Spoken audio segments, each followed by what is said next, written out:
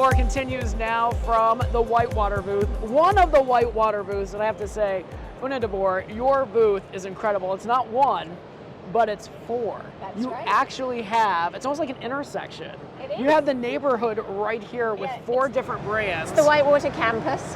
Yeah. It's because we have different offers. So we have a technology company, Vantage. We have a water rides business unit, and they serve amusement parks. And then we have our water parks booth, which is all the slides and the play.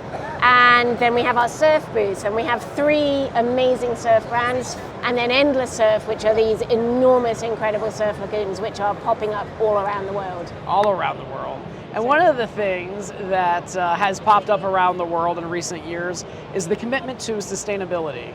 And today at IAAPA Expo 2024, you shared your sustainability plan, Yes. not just with members of the press, but this is available for the entire industry, for other companies who are looking to make a positive impact or take away that impact on the planet. Tell me, why was it so important for WhiteWater not only to say this is what we're doing, but at the same time, we're going to share it with everybody? Well, we're very conscious that we all have a footprint, and our businesses, and particularly our business, we make fiberglass. And we really needed to engage with our workforce to try and figure out how are we changing our business to make sure that we can meet these commitments we're making. So we wanted to find a certification that demonstrated that, and ISO 14001 is, I think, the most recognized of those certifications. And I was really proud to announce today that we have achieved ISO 14001, which is an environmental quality process certification. So you can find it on our website. So if you go to whitewaterwest.com, and in the About section, you will find our impact report. Talked about sustainability and changing trends, the weather, and for more information on how this has affected the business, let's bring in Doug Smith with WhiteWater. One of the trends that WhiteWater is tracking is the increase in interest when it comes to indoor water parks. Tell us a little bit more about it is Doug Smith from WhiteWater. Doug, thanks for joining us. Absolutely. Thank you so much.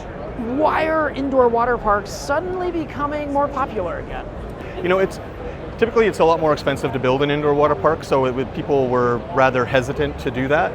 But when you start to look at the ROI throughout the year, and you're able to invite people in for a full 12 months, you know, maybe Christmas break is super busy and so on, we're finding that with climate change, they're really becoming more popular.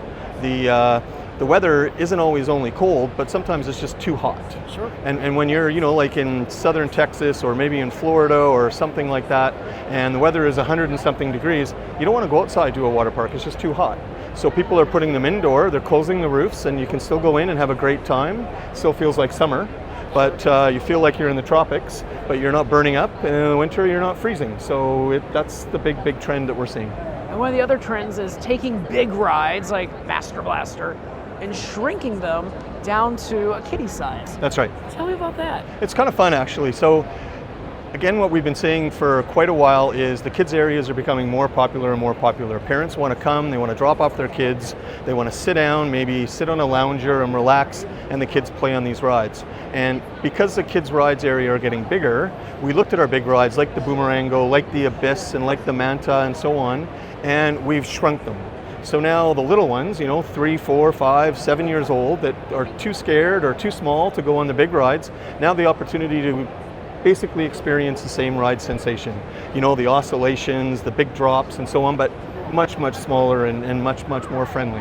And then work up to the bigger ones and have that sense of accomplishment. That's right. Doug Smith, thank you very much. You bet, thank you. And that is the latest from the floor.